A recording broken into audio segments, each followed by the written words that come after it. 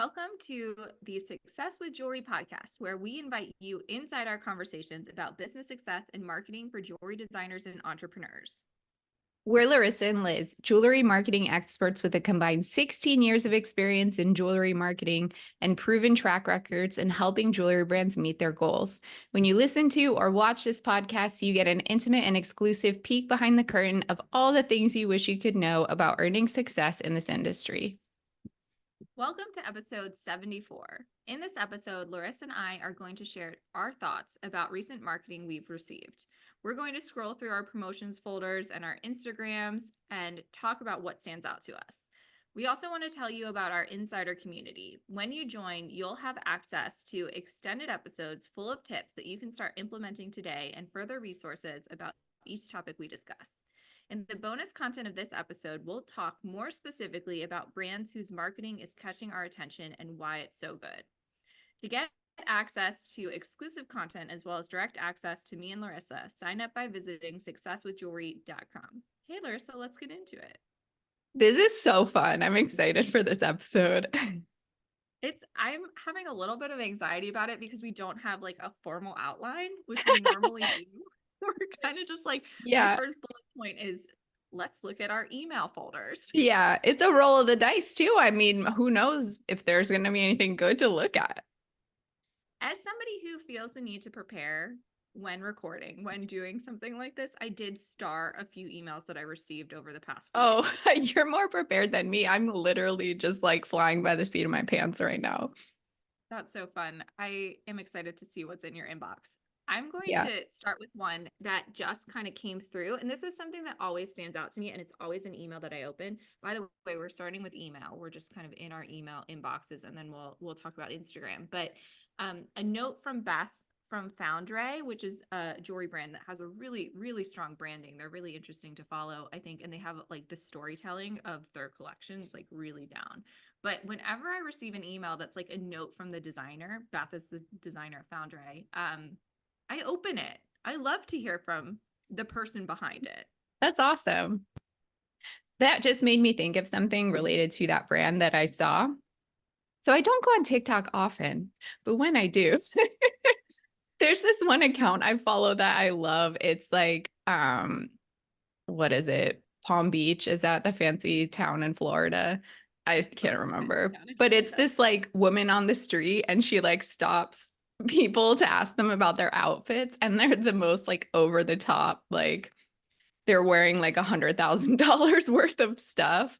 And one of the posts the other day, the woman was wearing like Foundry layers, and she said it kind of fast and like more like Foundry.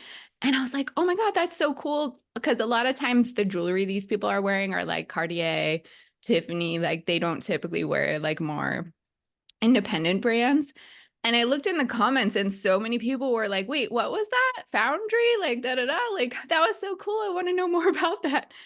And I like tagged them in the comments because I want them to see, but I don't know if they like responded or looked at it. And I was like, that's a really good opportunity for them. Yeah, that is good for you for tagging a brand, because otherwise they might not see it. You could go even further and send them the video. I should do that. I was also like responding to the comments of people asking. I was like, oh, it's this brand, because I want to give these indie brands some more attention. Definitely. And, you know, Foundry's kind of gotten to the point where it's definitely still independent, but as far as I know, but it's definitely bigger now. Yeah. So, yeah. I'm just talking in comparison to like Van Cleef and, you know, those kind of big brands. Oh my gosh. I am not drawn to the Cartier classic pieces, the love bracelet, you know, I don't know. But Liz, who are you if you're not wearing a love bracelet? I don't know. I don't think I could afford a love bracelet. Get a knockoff. Yeah, I do love Cartier watches. I think that their watches are really, really nice. Anyway. Yeah, we got off track, but it just made me think of that, how you should be paying attention to like if people tag you and if someone calls you out, like try to make a moment out of that. Definitely. And like I think that there's no bigger win or like no bigger endorsement for your brand than just somebody like on the street wearing it. and Hmm. loving it and styling it. Yeah. That's great. So another email that hit my inbox yesterday was from Milk Bar. I'm a big Milk Bar fan. Um, their birthday cakes are, Hmm. I love them. Anyway, but actually, my birthday cake for this year, I ordered from Milk Bar and it didn't hit the same way it has in the past. So next year I might not do that. But anyway, again, another tangent. They sent an email out for Pi Day, which is No, that's the cute. 14th. I didn't even think Yeah, of isn't that that in cute? my marketing calendar. Yeah, because we were talking about last week, we were talking about like more minor days that you could capitalize on or like use to your advantage. And I thought Pi Day was such a cute thing. That is very cute. I'm trying to think what would be a creative way for like a jewelry brand to use that? Maybe there's no way. Maybe there isn't. I mean, it could be fun just to like do a story that's like if you like pie, like what's your flavor? What flavor of pie do you like? I don't Pie know. and jewelry pairings. Pie and jewelry pairings, totally. I don't know how else you could use that, but Sapphires with blueberry pie. yum. Uh, Another email that I really loved, and I think that this brand does a really good job just being very consistent, is Pamela Love. She Hmm. sent an email about Pisces season, which I think anytime you're talking about something that's very relevant to like what's going on now. My kid is a Pisces. I'm gonna open it. So I probably would have opened it even if I didn't have a child that was a Pisces, but I like things that are just like really relevant. Hmm. Yeah, definitely. I the other day I needed to order coffee beans.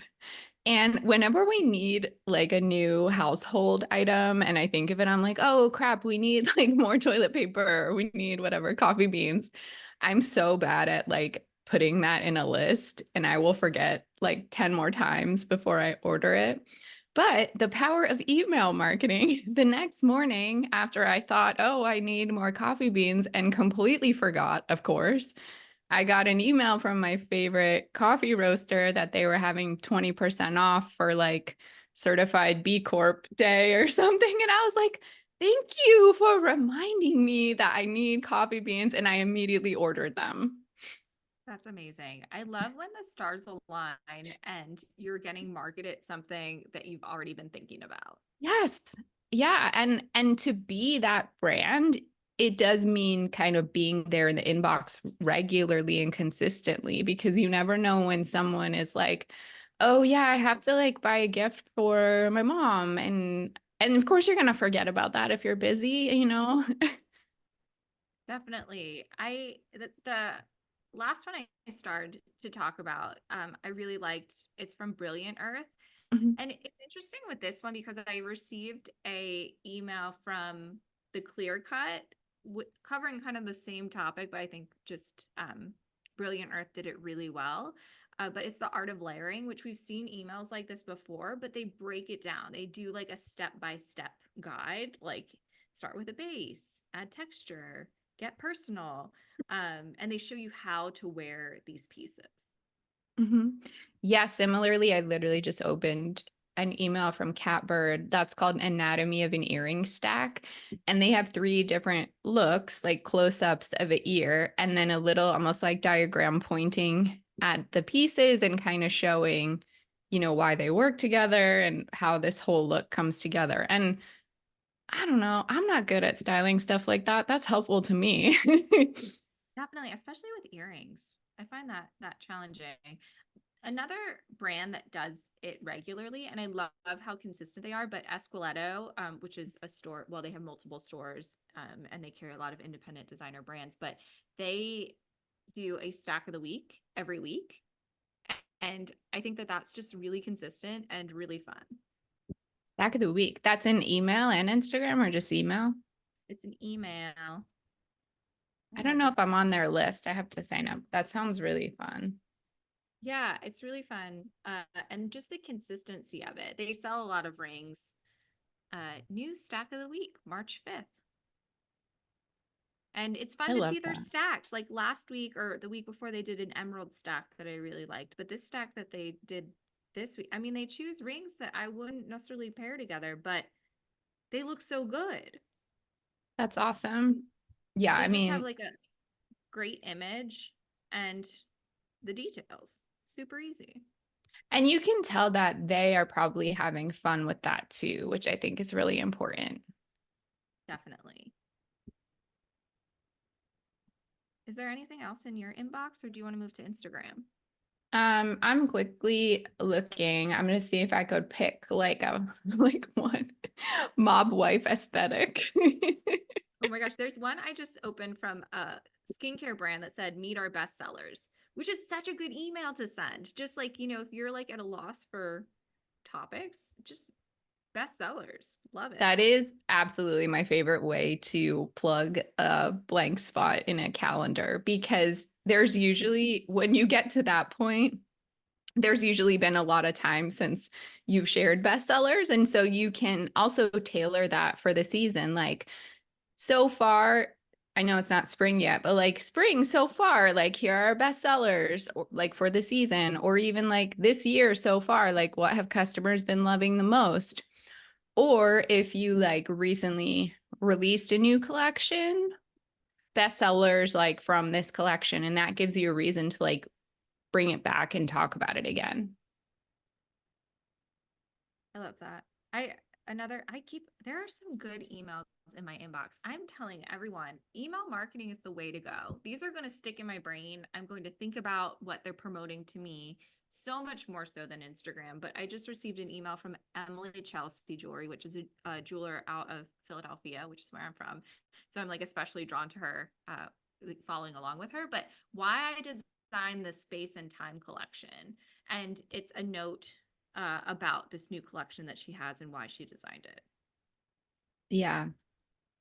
I love teasers too for drops. Like I just saw coming soon from Laura Lombardi, a new collection, and they kind of like blurred the photo so you can see like the colorways, but you can't really tell like what's happening. That's really fun.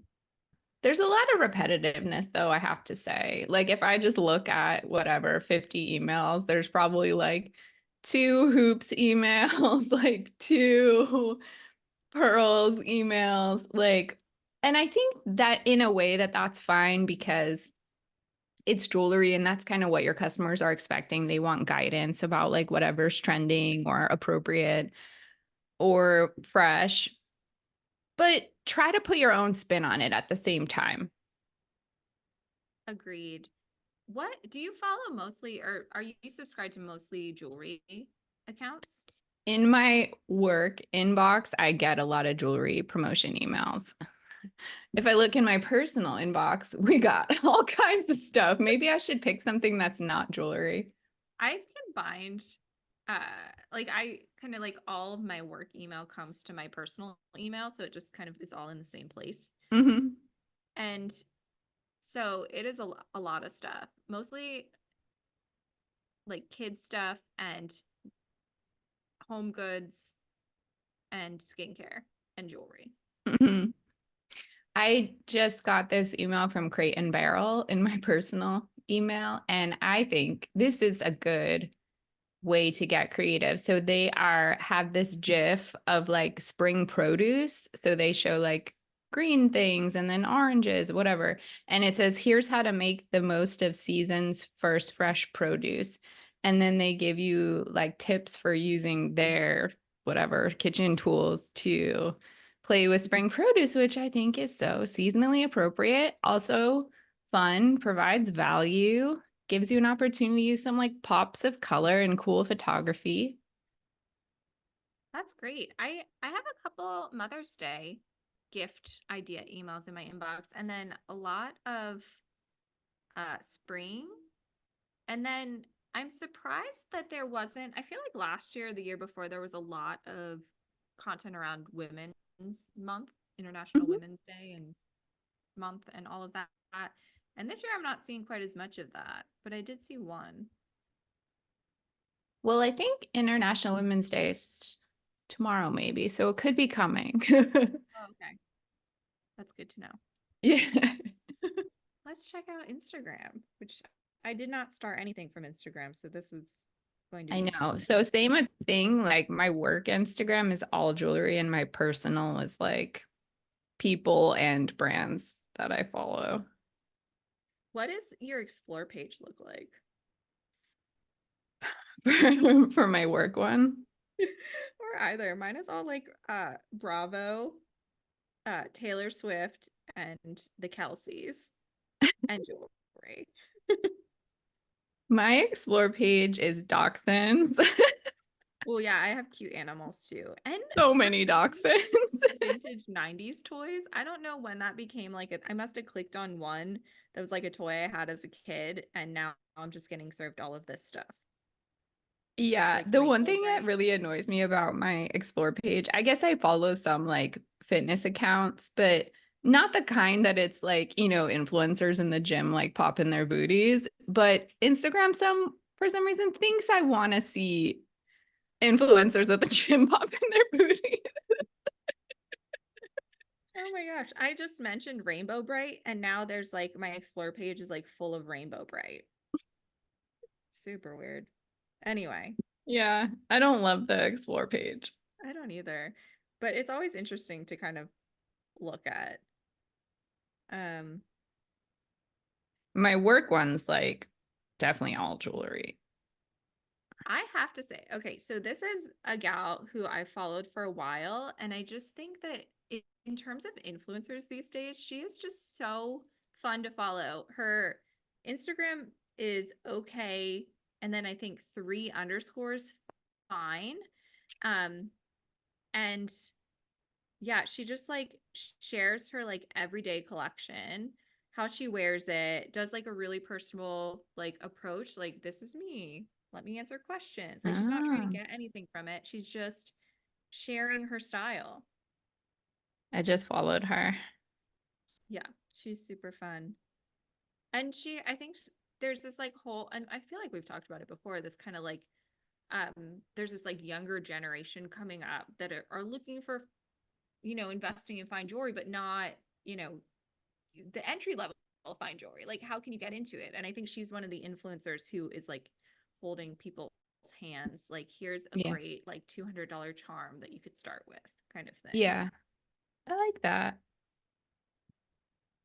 Ooh, Ugh. Sam Warman is a handcrafted jewelry designer in San Francisco, but he is so consistent. He always uses his metal block to show his products, and he also does this thing where he does like stones and bezels and like creates patterns with it, but it's Mhm. always on the same background. And I think that sometimes designers get like stressed about showcasing, their jewelry in so many different ways, but you can stay really consistent. What's that person's name? Sam Warman, what do you think about video? So I prefer from me and like my viewing tendencies, I love an image with a descriptive caption. Video Hmm. doesn't do it as much for me. Yeah, that's a good question. I'm trying to think how I feel about it. I don't know. When I'm on Instagram, I'm really just scrolling to like wait for something to capture my interest and whatever that may be is whatever it may be, I guess. But I do read captions. So people say, captions aren't important. I love like getting the context or more information about like whatever I'm looking at. I love reading a story too from a first person perspective. I just sent you a post from Ashley Zhang Jewelry, and I think she creates like kind of very antique inspired pieces, but she's showing how to mix the old and the new. So she has a couple of like old charms with one of her newer charms, and I think that's her Oh, chain design as well. But I think that's a really fun way going back to like how to actually style it and like hand holding and showing people how to do it. that's a really great idea. I like that. Yeah, anything that shows people how to wear it too. Like a lot of times when I look at designers' pages, even though we were just talking about like how Hilary Fink and Sam Warman have use that same consistent background to show the pieces, but they also mix in the jewelry being worn, which I think is an important piece of the puzzle, especially if you're selling online. Hmm. I would also say don't be afraid of like seasonal themes too, because I think, if you can style a jewelry with something that feels more springy or more summery, that will really resonate with people because that the season change is something, everyone's experiencing and it kind of makes like an emotional connection with them. I agree with that. I want to see brightness and flowers. Yes. I mean, unless you're selling to people in like the southern hemisphere, that wouldn't make sense, but I know I want more color in my feed right now. I'm like craving it so much. Like I want flowers, I want bright colors. I was just talking about how my explore page has a bunch of 90s toys. I just got served because I think I look at Instagram too much because it's not showing me like anybody that I'm following. um anyway, I just got served this post of this ring that's like based off of Polly Pocket. Anyway, this is a cute video. If your pieces like have movement or open or anything like that, then I think video is really important. And I do think video is important to like show a piece in motion so that somebody can really get the feel for it like from every angle. Wow, this is really unique. I mean, I wouldn't wear it, but it's interesting. And There's they're jewelry for all kinds of people out there. all kinds of people. The 90s nostalgia is like strong out there in the world right now, I feel like. Oh yeah, it's definitely trending. The Gen Zs love it. We Ooh. we talked about this when we were talking about transparency in business, but I love when people show their face too. So, Karate is a restaurant in Asheville, one of the top restaurants in Asheville, and they just posted a toast to Lucky 13 to celebrate their 13th anniversary. And it's this big group photo of everyone, on their team. I suppose it's a huge group photo. I love that, like, of showing the people who work with you. I just did a video because I'm celebrating my 5th anniversary of the Stay Gold Collective. And I was just going to do like a logo, like in motion. And I was like, I have to add people's faces because it's a community. So we want to show pictures of Yeah, us. And, I like that you're doing the interviews too. yeah, it's there. Nothing sells anything better than hearing like firsthand from people, I think. Yeah. And, we have an episode about testimonials. Use your testimonials. I'm long overdue on posting my team. I keep thinking about it, like You introducing who works should, with me. I know. especially since you have some like newer hires. It would be really Yeah. cool to meet everyone. Maybe I'll work on that today. I have to ask them all for their pictures. People get shy too, they're like, wait, what are you going to use this for? You should have them answer a question that's like, what's your favorite part about, what's your favorite thing to do? What's your favorite thing to work on? What do you love most about this job? I think that would be interesting to read. Thanks, Liz. I'm going to work on that today. Yeah, I think too, given there's been so many conversations lately about transparency in this industry, I feel like I don't have anything to hide, but I feel like I have to put my money where my mouth is kind of, and like do what I say more. It is hard. I mean, it is hard when you're like in it, trying to do it for all of your clients, and then, thinking about doing it for your own brand. Or if you're a jewelry designer or a solopreneur, like you're doing all these other things, and it's like, oh, wow, I have to like promote myself. I have to like do all of these other things to like not just like do take the easy road. Not saying it's any Yeah, kind of promotion or marketing is easy, but sometimes you fall into a rhythm or a pattern and you don't kind of step back to think about what you need to be doing. I know, especially when the to-do list is like very, very long. It's kind of on the last priority. Endless. Well, I hope this was a fun episode. Clearly, Laryssa and I are more excited about email than Instagram right now. Yeah, I barely had anything to say about it. That's okay. That's okay. So, just another reminder for everyone to think about email marketing. Add one more thing to your to-do list.